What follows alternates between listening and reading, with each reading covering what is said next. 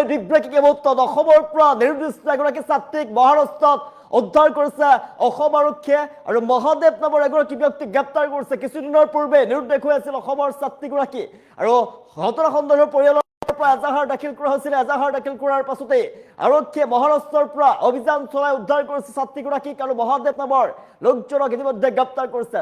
ৰহিছে big breaking Mahadev প্ৰকাশ তীৰ্থে নামৰ এজনক গ্ৰেপ্তাৰ কৰিছে। বঙাইগাঁৱৰ নিৰ্দিষ্ট ছাত্ৰী মহাৰাষ্ট্ৰৰ নাগপুৰত উদ্ধাৰ হৈছে।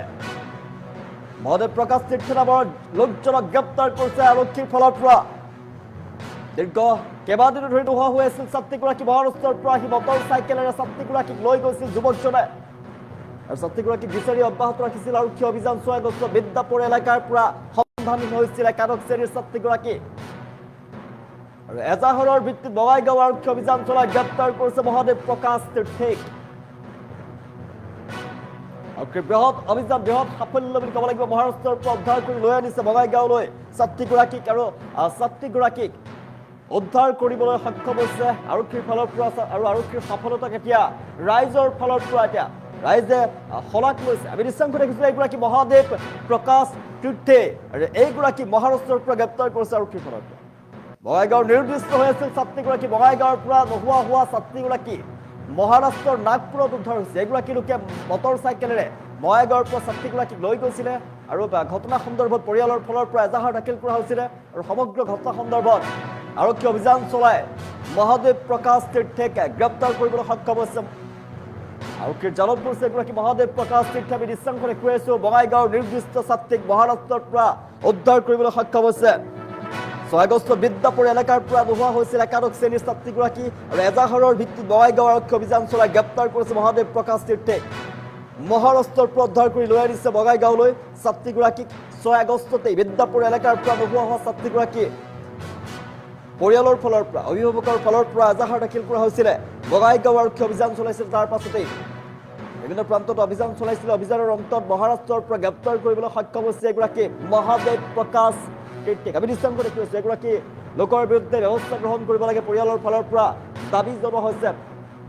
ছাত্ৰীক নিৰুদ্দেশ হোৱা ছাত্ৰীগৰাকী বৰ্তমান উদ্ধাৰ কৰিবলৈ সক্ষম হৈছে আৰক্ষীৰ ফালৰ পৰা। আৰক্ষী বৃহৎ সাফল্যক এতিয়া শলাগ লৈছে সচেতন মহলে। মহাৰাষ্ট্ৰৰ পৰা মটৰ চাইকেলেৰে আহি ছাত্ৰীগৰাকীক লৈ গৈছিলে যুৱকজনে। ঘটনা সন্দৰ্ভত পৰিয়ালৰ ফালৰ পৰা এজাহাৰ দাখিল কৰা হৈছিল আৰু এজাহাৰৰ পাছতেই আৰক্ষীৰ একচন আৰক্ষী অভিযান চলাই গ্ৰেপ্তাৰ কৰিছে এগৰাকী মহাদেৱ প্ৰকাশ তীৰ্থেক। বঙাইগাঁৱৰ নিৰ্দিষ্ট ছাত্ৰী মহাৰাষ্ট্ৰৰ নাগপুৰত উদ্ধাৰ হৈছে। মহাদেৱ প্ৰকাশ তীৰ্থে নামৰ লোকজনক গ্ৰেপ্তাৰ কৰিছে আৰক্ষীৰ ফালৰ পৰা। মহাৰাষ্ট্ৰৰ পৰা আহি মটৰ চাইকেলেৰে ছাত্ৰীগৰাকী লৈ গৈছিলে যুৱকজনে। 6 আগষ্টৰ পৰাই নোহোৱা হৈছিলে ছাত্ৰীগৰাকী। 6 আগষ্টৰ পৰা নোহোৱা হৈছিলে। দীৰ্ঘ সময়ৰ অন্তত কেইবাদিনৰ অন্তত অৱশেষত আৰক্ষীয়ে গ্ৰেপ্তাৰ কৰিবলৈ সক্ষম হৈছে আৰু ছাত্ৰীগৰাকীক সুকলমে উদ্ধাৰ কৰি অসমলৈ লৈ আনিছে। আৰক্ষীৰ বঙাইগাঁও আৰক্ষী অভিযান চলাই গ্ৰেপ্তাৰ কৰিছে মহাদেৱ প্ৰকাশ তীৰ্থেক। বঙাইগাঁও আৰক্ষীৰ বিশেষ সাফল্য। বঙাইগাঁও আৰক্ষীৰ সফলতাৰ পাছতে এতিয়া শলাগ লৈছে ৰাইজৰ ফালৰ পৰা। এজাহাৰৰ ভিত্তিত বঙাইগাঁও আৰক্ষী অভিযান চলাইছিলে। গ্ৰেপ্তাৰ কৰিছে মহাদেৱ প্ৰকাশ তীৰ্থেক। এগৰাকী মহাদেৱ প্ৰকাশ তীৰ্থেক গ্ৰেপ্তাৰ কৰিবলৈ সক্ষম হৈছে আৰক্ষীৰ বৃহৎ অভিযান সফল অভিযান আৰু আৰক্ষীৰ সফল অভিযানক এতিয়া সমগ্ৰ বঙাইগাঁওবাসীয়ে শলাগ লোৱা দেখিবলৈ পোৱা গৈছে। আৰক্ষীৰ জালত পৰিছে মহাদেৱ প্ৰকাশ তীৰ্থে। মটৰ চাইকেলেৰে ছাত্ৰীগৰাকীক লৈ গৈছিলে আৰু তাৰ পিছতে বিচাৰ প্ৰচাৰ কৰিছিল আৰক্ষীৰ ফালৰ পৰা। বঙাইগাঁও থানাত যিহেতু এজাহাৰ দাখিল কৰিছিল পৰিয়ালৰ ফালৰ পৰা। পৰিয়ালে ছাত্ৰীগৰাকীক বিচাৰি সকলোতে যেতিয়া বিচাৰ প্ৰচাৰ কৰিছিলে বিচাৰি পোৱা নাছিলে, সন্ধান লাভ কৰা নাছিলে আৰু ঘটনা সন্দৰ্ভত আৰক্ষীক এজাহাৰ দাখিল কৰিছিলে ভুক্তভোগী পৰিয়ালৰ ফালৰ পৰা। আৰু অৱশেষত নিজৰ যিগৰাকীক পাই তেওঁলোকে ধন্যবাদ জ্ঞাপন কৰিছে আৰক্ষীলৈ আৰু আৰক্ষীৰ সফলতাক এতিয়া শলাগ লৈছে বঙাইগাঁৱৰ জনতাই। কৈ আছো মহাদেৱ প্ৰকাশ তীৰ্থে এগৰাকী আমি দেখুওৱা এগৰাকী মহাদেৱ প্ৰকাশ তীৰ্থে মহাৰাষ্ট্ৰলৈ লৈ গৈছিল ছাত্ৰীগৰাকীক আৰু মহাৰাষ্ট্ৰৰ পৰা বঙাইগাঁও আৰক্ষীয়ে লৈ আনিছে। 6 আগষ্টতে সন্ধানহীন হৈ আছিল। 6 আগষ্টত নোহোৱা হৈ থকা এগৰাকী মহাদেৱ প্ৰকাশ তীৰ্থেক গ্ৰেপ্তাৰ কৰিছে আৰু ছাত্ৰীগৰাকীক উদ্ধাৰ কৰিছে। 6 আগষ্টৰ পৰা নোহোৱা হৈ থকা ছাত্ৰীগৰাকীক সুকলমে আৰক্ষী উদ্ধাৰ কৰিছে। বঙাইগাঁও আৰক্ষীৰ বৃহৎ সফলতা বুলি ক'ব লাগিব। একাদশ শ্ৰেণীৰ ছাত্ৰীগৰাকী নোহোৱা হৈ আছিলে 6 আগষ্টৰ পৰা। বিদ্যাপুৰ এলেকা বঙাইগাঁৱৰ বিদ্যাপুৰ এলেকাৰ পৰা নোহোৱা হৈ আছিলে আৰু সকলোতে বিচাৰ প্ৰচাৰ কৰা হৈছিলে, কিন্তু ছাত্ৰীগৰাকীৰ কোনো ধৰণৰ সন্ধান লাভ কৰিব পৰা নাছিলে পৰিয়ালৰ ফালৰ পৰা। অৱশেষত বঙাইগাঁও আৰক্ষীয়ে এজাহাৰৰ পাছতো অভিযান চলাইছিল, তীব্ৰতৰ অভিযান চলাইছিলে আৰু বঙাইগাঁও আৰক্ষীয়ে অভিযান চলাই মহাৰাষ্ট্ৰৰ পৰা উদ্ধাৰ কৰিছে ছাত্ৰীগৰাকী। মটৰ চাইকেলেৰে লৈ গৈছিল বুলি জানিব পৰা গৈছে যুৱকজনে। ছাত্ৰীগৰাকীক উদ্ধাৰ কৰিছে, সকলোৱে গাৰ্জেনৰ হাতত গতাই দিছে, অভিভাৱকৰ হাতত গতাই দিছে ছাত্ৰীগৰাকীক। আৰু এইগৰাকী যি গ্ৰেপ্তাৰ কৰে এইগৰাকী দুৰ্বৃত্ত মহাদেৱ প্ৰকাশ তীৰ্থে নামৰ এগৰাকী দুৰ্বৃত্তক গ্ৰেপ্তাৰ। যোৱা 6 আগষ্টৰ তাৰিখৰ পৰা উত্তৰ বিদ্যাপুৰ অঞ্চলৰ এগৰাকী নাবালিকা তেওঁ বাসুগাঁও জুনিয়ৰ কলেজলৈ গৈছিলে আৰু কলেজৰ যোৱাৰ পাছত পুৱাৰে পৰা সম্পূৰ্ণ নিখোজ হৈ আছিলে। সেই সংক্ৰান্তে আমি ইতিমধ্যে এটা মোকৰ্দমা ৰুজু কৰি আমাৰ তদন্ত কাম আৰম্ভ কৰিছিলোঁ আৰু তদন্ত কালত আমি বিভিন্ন তথ্য আৰু বিভিন্ন ঠাইত আমি অনুসন্ধান কৰিলোঁ। তাৰ পাছত যোৱাকালি আমি ছোৱালীজনীক মহাৰাষ্ট্ৰৰ নাগপুৰৰ পৰা আমি উদ্ধাৰ কৰিবলৈ সক্ষম হ'লোঁ আৰু এই অনুসন্ধান চলি থকা কালতে আমি এই ঘটনাৰ সৈতে জড়িত এজন ব্যক্তি, তেওঁৰ নাম মহাদেৱ প্ৰকাশ তীৰ্থে, তেওঁ 23 বছৰ বয়সৰ।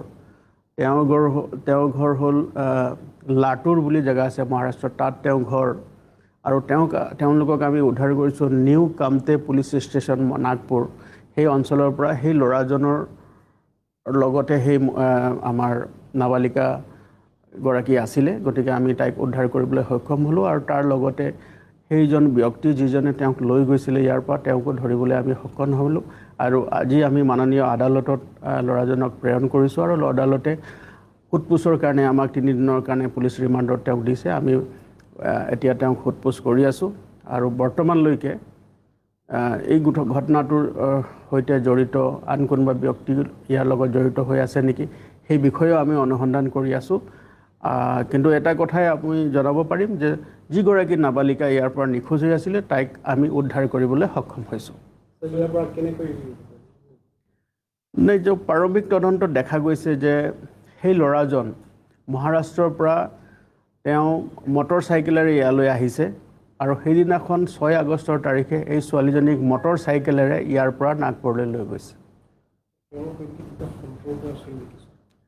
এতিয়া আমি অনুসন্ধান কৰি আছোঁ, কিন্তু প্ৰাৰম্ভিক যি তদন্ত তাৰ পৰা দেখা গৈছে যে কিছুদিনৰ পৰা সেই নাবালিকাগৰাকীৰ সৈতে সেই পুৰুষজনৰ সম্পৰ্ক হৈছিলে, ছ'চিয়েল মিডিয়াৰ জৰিয়তে বা সামাজিক মাধ্যমৰ জৰিয়তে পৰিচয় হৈছিলে আৰু তেওঁলোকৰ মাজত কিছু কথা বাৰ্তা হৈছে।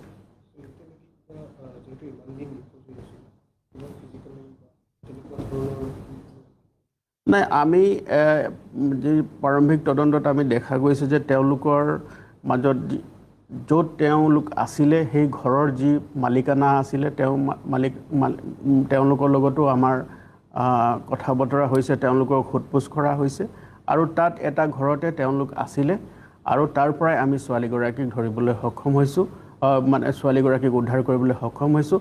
আৰু যিজন তেওঁক ইয়াৰ পৰা লৈ গৈছিলে বা সৰবৰাহ কৰি ইয়াৰ পৰা লৈ গৈছিলে তেওঁকো আমি ধৰিবলৈ সক্ষম হৈছোঁ আৰু বাকী যি তদন্ত আছে সেই আমাৰ তদন্তৰ